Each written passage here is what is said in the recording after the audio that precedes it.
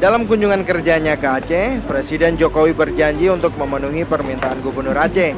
Bahkan ia telah meminta data dari Wali Kota Sabang Zulkifli terkait realisasi pelabuhan bebas dan pembangunan wisata kelas dunia di Sabang.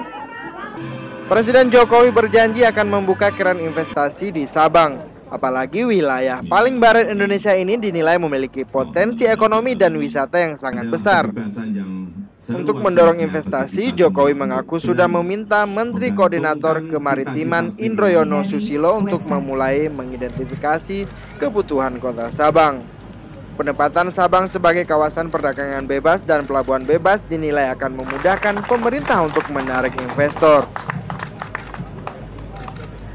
Saya perintahkan untuk identifikasi apa-apa. Kemudian Menko Maritim juga sudah kita perintahkan untuk identifikasi secepatnya. Tahun ini akan dimulai.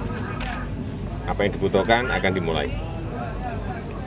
Sedikit sampai di Burma, sampai ke Kolombo. Berdasarkan data Kementerian Koordinator Bidang Kemaritiman, sepanjang tahun 2000 sampai 2014, tak kurang lebih dari 2,8 triliun telah dikucurkan untuk pengembangan kawasan Sabang. Diharapkan Sabang bisa menyongsong konsep Indonesia sebagai poros maritim dunia. Dari Sabang, Ferdian melaporkan untuk Aceh Video.